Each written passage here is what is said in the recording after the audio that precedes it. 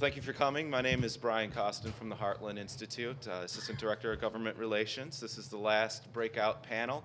So the conference has been very great so far, and I'm glad that we have a couple more speakers here today that will be presenting. And I'd like to introduce you to Dr. Howard Maccabee. And Howard Maccabee is President of Doctors for Disaster Preparedness and practices radiation oncology in Walnut Creek, California. He is a clinical instructor in radiation oncology and radiation therapy in the School of Medicine at Stanford University. I'd like you to welcome Dr. Howard Maccabee.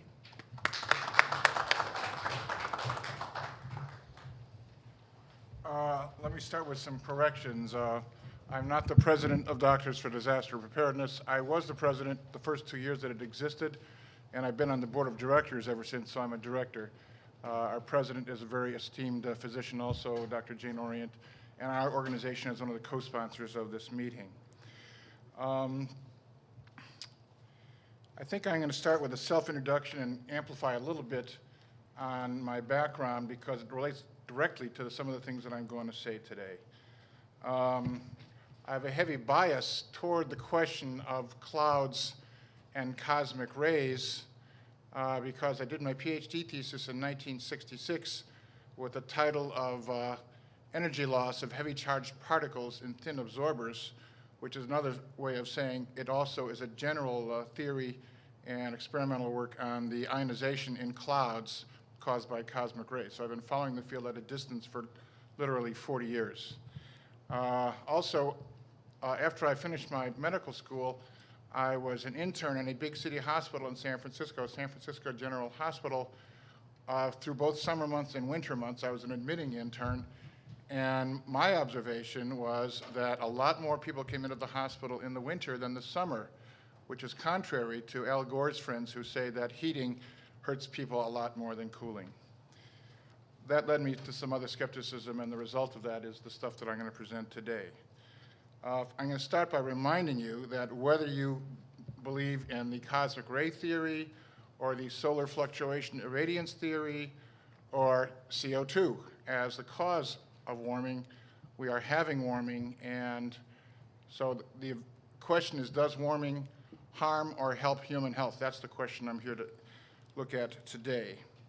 In the past, there has been a lot of public relations effort to scare the public by telling people that warming is going to be hazardous to human health. There is a famous physician, non-practicing physician named Epstein, who has some sort of a Harvard association, who goes around the country telling people that warming will lead to the spread of mosquito habitats north, and we'll have malaria in the southern United States and all over the world and up Mount Kilimanjaro, et cetera, et cetera. Those of you who are familiar with the work of Dr. Paul Reiter or saw him speak yesterday have seen an eloquent refutation of every single claim that Epstein and his colleagues have made about malaria. They're not true.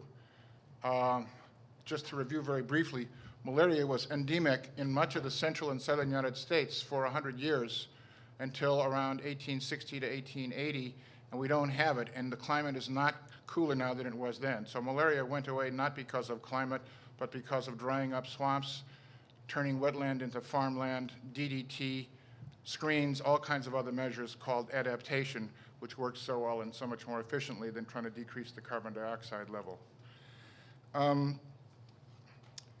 There are theoreticians who claim to be physicians or advisors to physicians who predict that warming itself is a direct threat to health. So let's go to the first slide and see what that shows us. I can do that. Oops. Sorry about that. Okay, let's see if this works. Yes. This is a slide taken from a paper by McMichael and colleagues that was published in Lancet 2006, recent stuff. And what McMichael theorized is that the behavior of health, in particular mortality as a function of temperature, is a U-shaped curve, starting high here at low temperatures, going down to some optimal low at some middle type temperature, moderate temperature. then going back up high or higher with heat. And what McMichael says is sort of intuitive, that if you shift the temperature to the right, this is a curve of daily mortality on the ordinate and daily temperature without actual numbers in it. It's a conceptual curve. This is not data. It's a model. How about that? And what he says is if the temperature shifts to the right by going up X number of degrees, you'll have fewer cold-related deaths.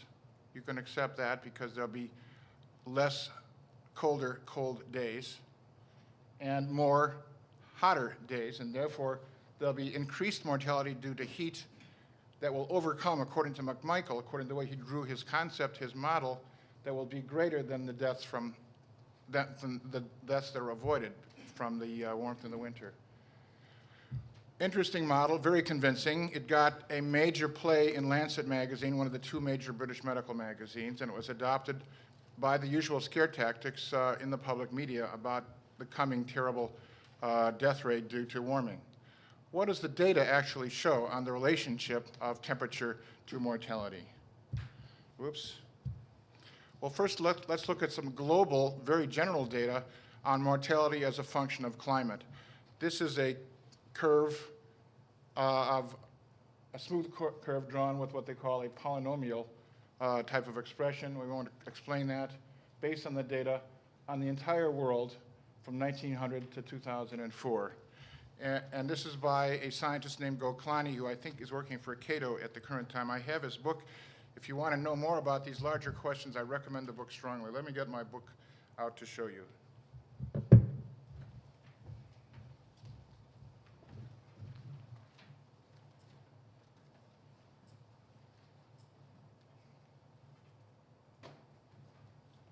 How many people have heard of Goklani or seen this book?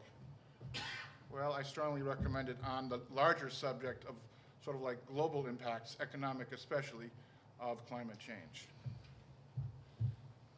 Okay. Let's look at more specific data. This is deaths due to all types of climate-related disasters, heat waves, cold waves, et cetera, maybe even floods. But just to look more specifically at disease mortality, oops. This is real data from a group of scientists, mostly physicians, called the Euro Winter Group. And I have to apologize. I sent in my text and my slides and my references to be reproduced. They should be in the back of the room. Are they? No. Well, they were available in another room about 2 hours ago. And you can get this stuff from me. I'll give you my email address at the end of the talk. This is data from the Euro Winter Group, which was concerned about the fact that there have been a lot of deaths in Europe due to cold waves in past decades. And they looked at the actual data on mortality rate. This is daily deaths per 1 million in Athens, Greece, and in Finland. Not typical. There's similar data for London, but it's harder to show.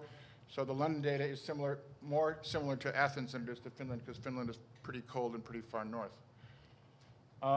As a function of the temperature, from 0 centigrade, of course, to -20, up to +20, and then higher. What the authors of this study, and Keating, a fellow named Keating, Keatinge, is the head author of the study, has accumulated the data and tried to draw a smooth curve, a straight line fit to the data. That's this data for IHD. What is IHD? That's ischemic heart disease. This is deaths due to, what do you think CVD is? Cerebrovascular disease. Even steeper curve. Respiratory disease. Even though people have told you that heat is terrible for respiratory disease, cold is more terrible. This is a smooth fit to the data for respiratory disease. And this is all causes of mortality, not just cardiac, respiratory, cerebral, and vascular disease. The total goes down strongly and significantly with temperature. Remember the other part of the U that McMichael claimed he was forecasting on? It doesn't exist. There's a couple of data points up here But as a matter of fact, if you look at data in the last 10 to 20 years, both the United States and Europe, a lot of these deaths from heat are going away due to air conditioning and other adaptation functions in society. Finland has a similar set of data. The slope is not quite so steep.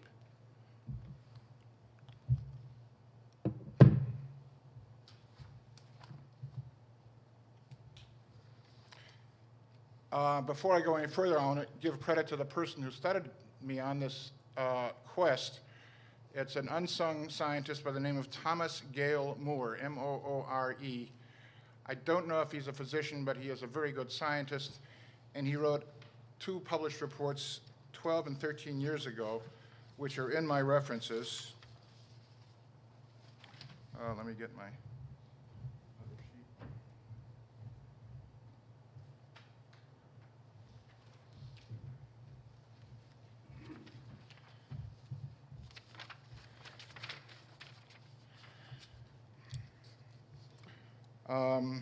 One was published in the Public Interest in 1995, and the other one was published in Economic Inquiry. I guess he's probably an economist, in 1998.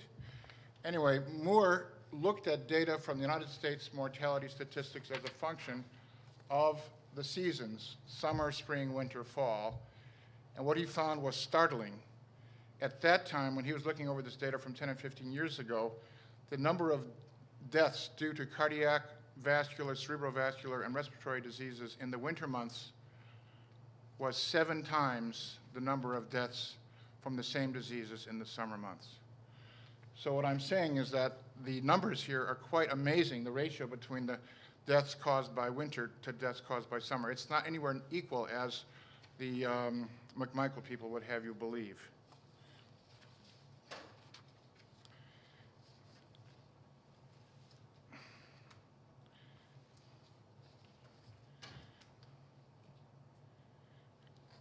And if we go back, this is a large series of data over a long period of time, and it shows a steady death rate decrease due to these categories since 1920 to nearly the current time.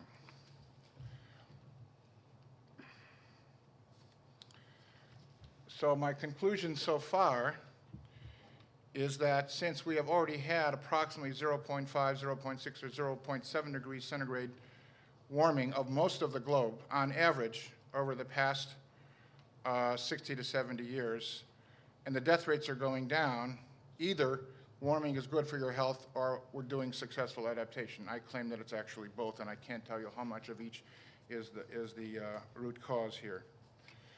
Now, what is the mechanism of death from the cold? The number one, or let's say the best early publication on this was from the same fellow from Keating and his group in Britain, and that is another reference. I wish I had those handouts in this room instead of in the other room. This is from Keating and his group, published in the British Medical Journal in the year 2000. What Keating discusses the mechanism of death due to cold. He uses the British medical term hemoconcentration. Hemoconcentration means concentration of the blood, or what you might call sludging of the blood, or some people would perhaps want to call it thickening of the blood, such that very clearly it can't get into the smaller blood vessels that are responsible for circulation to important tissues, and it can't get to the heart or to the brain as efficiently as it does in moderate or warmer temperatures. And the effect of this is quite striking.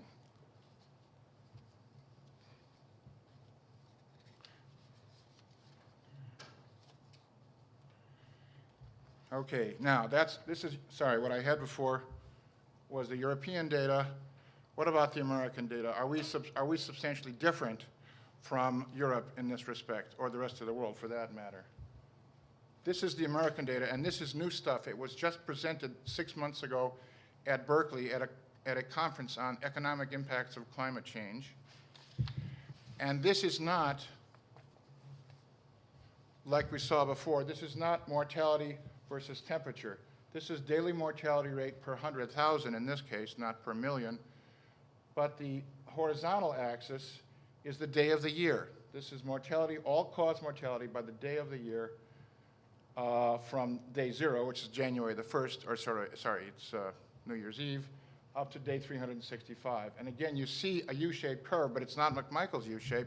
It's a U-shaped curve that illustrates dramatically how deadly the winter months are, January, February, November, December, compared to the spring and fall months, and then the lowest death rate is in August, the summer months. This should dramatically put to an end any fears that we're going to die of major cold waves with the American circumstance. It's a matter of fact, major heat waves, rather. These are the heat waves here. These are the heat waves here. This is the cold here. Very powerful ratios in favor of warming. This data is not published in the open literature yet. It's published by the National Bureau of Economic Research. And again, that's in my reference list, which should have been handed out. And you can get it from me by getting to me on email or fax or whatever. And I'll give you some sheets at the end, or my business card with those addresses.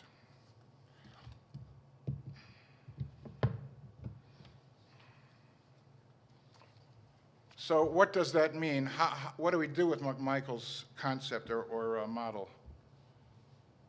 Whoops, this button is very sensitive.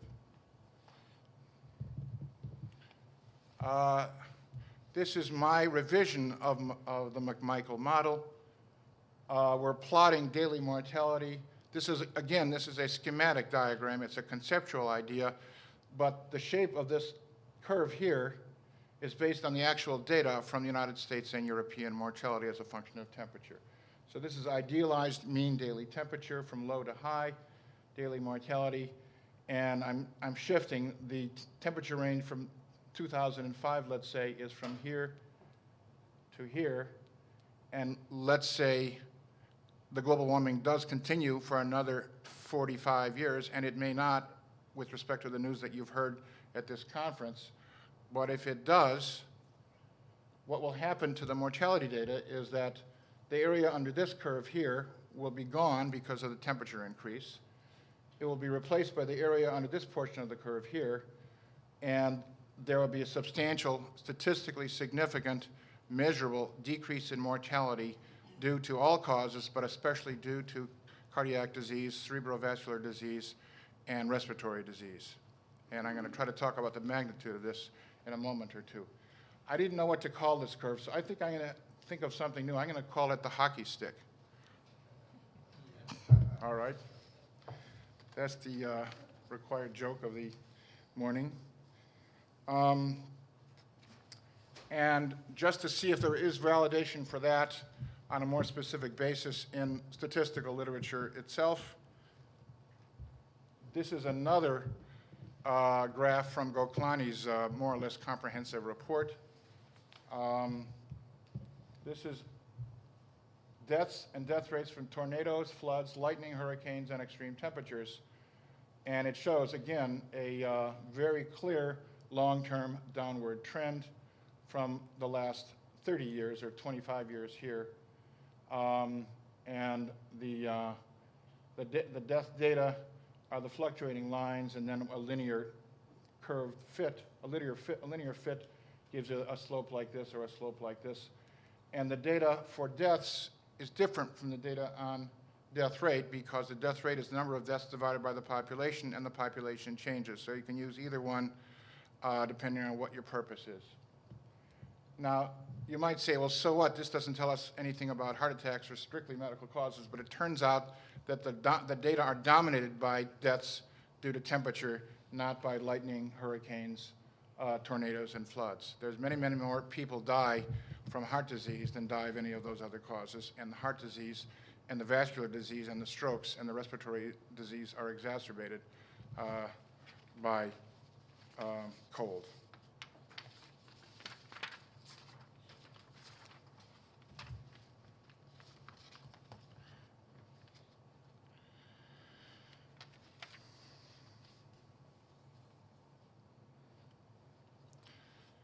All right, what is the magnitude of these effects? It turns out that that slope,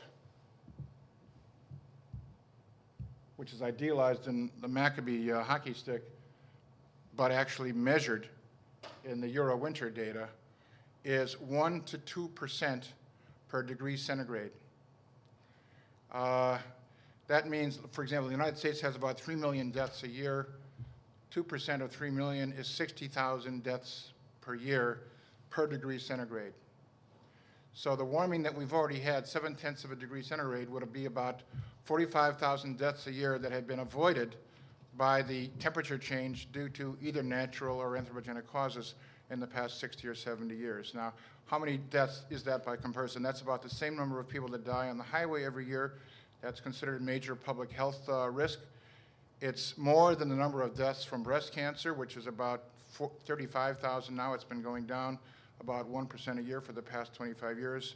And it's also more than the number of deaths from prostate cancer, which has also been going down because of changes in medical treatment and in early detection of breast and prostate cancer.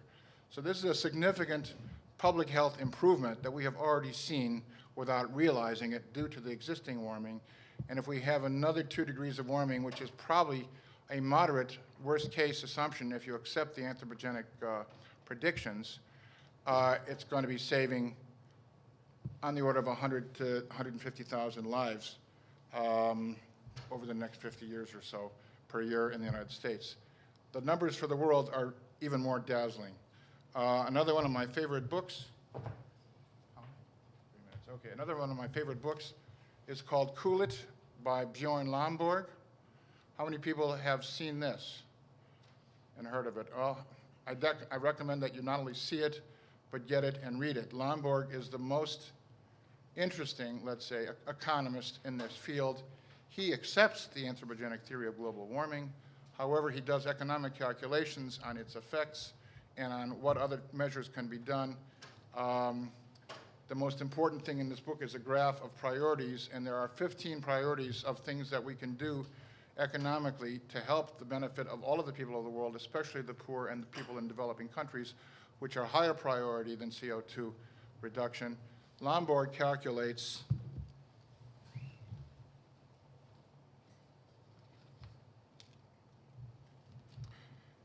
a rate of 1.7 million deaths per year saved by warming, which is 170 million by Lomborg's calculation by the year 2100, if you accept the global warming projections of the moderate global warming projections. There are other factors here when you look at the question of the nature of the deaths. Not all deaths are equal to all other deaths. A death from heat is often considered to be what's called a displacement death. People that are very weak, elderly, severe disease, other respiratory difficulties, cardiac difficulties, often die a month early than they would ordinarily because of a heat wave.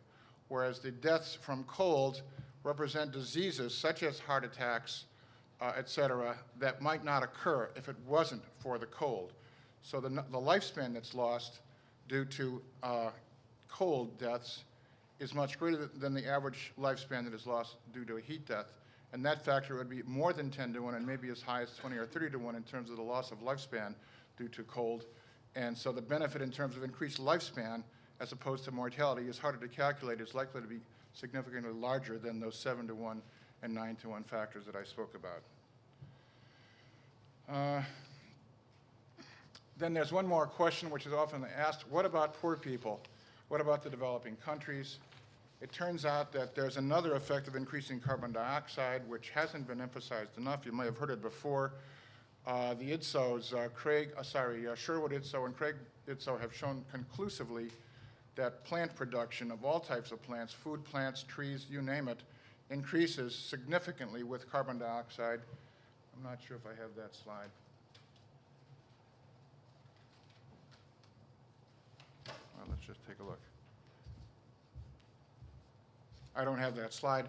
The point is that everybody in all of the developing countries has better health because they grow more food. The effect of this is already estimated at 15% increase in food production with the existing warming, and it will continue. And the real paradox here is the warmer it is, plants adapt to that and they require less water when they're under stress or they don't have enough fertilizer. The ratio of improvement is even higher for stressed environments such as most subsistence farmers in the developing world have. So there will be benefit not just for the Western world, but also for the developed world. Thank you very much.